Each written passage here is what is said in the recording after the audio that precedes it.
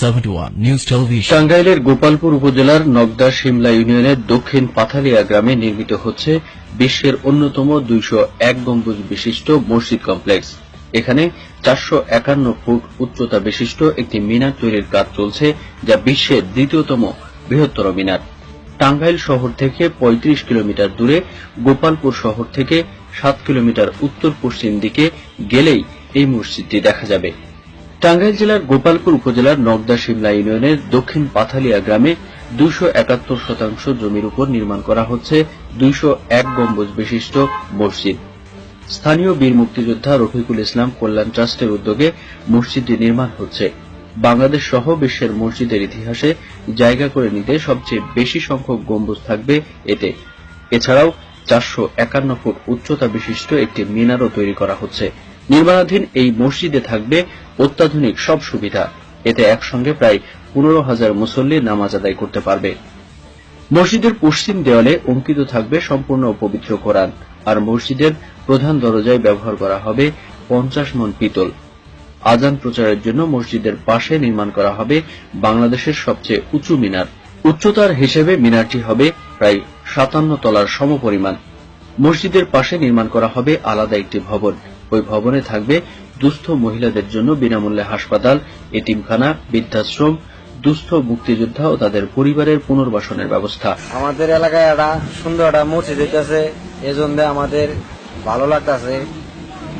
আমগর গ্রামবাসী সবার জন্য একটু দোয়া চাই, মসজিদটা জানি ঠিক মতো হয়, এটাই আশা করি। মসজিদটির নির্মাণ খরচ ধরা হয়েছে প্রায় 100 কোটি টাকা। শুধু তাই নয়, ঐতিহাসিক এই স্থাপনাটি বাংলাদেশকে বিশ্বে নতুন করে পরিচিত করে তুলতে সহায়ক হবে এবং প্রচুর বিদেশি পর্যটক অলি আউলিয়ার আগমন ঘটবে বলে মনে করা হচ্ছে। 2013 সালের জানুয়ারি মাসে মসজিদের নির্মাণ কাজ শুরু হয়। বীর মুক্তিযোদ্ধা রফিকুল ইসলাম কল্যাণ ট্রাস্টের প্রতিষ্ঠাতা চেয়ারম্যানের মা রিজিয়া খাতুন এই কাজের ভিত্তিপ্রস্তর স্থাপন করেন।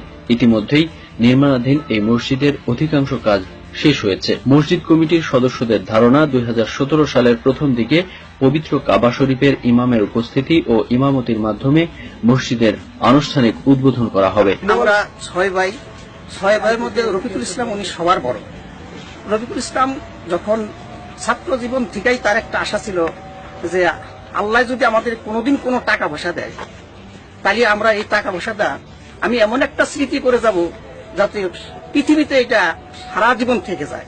সৌদি ইমাম সাহেবের সাথে যোগাযোগ করেছি এবং পিস টিভির ডক্টর জাকির নায়েক ওনার সাথে আমরা যোগাযোগ করেছি এবং ওনারা আমাদেরকে কথা দিয়েছেন যে এই মসজিদটা যখন উদ্বোধন হবে তখন ওনারা আসার জন্য একান্ত ইচ্ছা প্রকাশ করেছেন।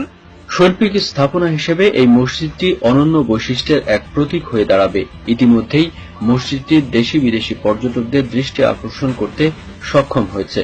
প্রতিদিন অসংখ্য দেশি বিদেশি পর্যটক নির্মাণ কাজ দেখতে ভিড় জমাচ্ছে। মূলত এই মসজিদের একটু ডিফারেন্স কিছু বৈশিষ্ট্য আছে। সেটা হচ্ছে যে মসজিদের সাধারণত মিনার, যে মসজিদগুলি মিনার হয় 2টা বা 3টা বা 5টা 4টা 7টা এরকম হয়, কিন্তু এই মসজিদের বৈশিষ্ট্যটা হচ্ছে 201টা গম্বুজ। ধনবাড়ি থেকে আসছি, অনেক কাছে শুনছি যে মসজিদটা খুব সুন্দর, তাকানো মসজিদ দেখতে আসছি। বই পুস্তকে পড়ছে অনেক মসজিদ আছে, কিন্তু এরকম মসজিদ কোথাও দেখিও নাই। এর আগে শুনছে খুলনা বাগেরহাট 60 গম্বুজ বিশিষ্ট মসজিদ ছিল, এখন 201 গম্বুজ বিশিষ্ট মসজিদটা দেখে অনেক আনন্দ অভিভূত হলাম। এবং টাঙ্গাইল থেকে মাসুদ রানা, 71 নিউজ টিভি।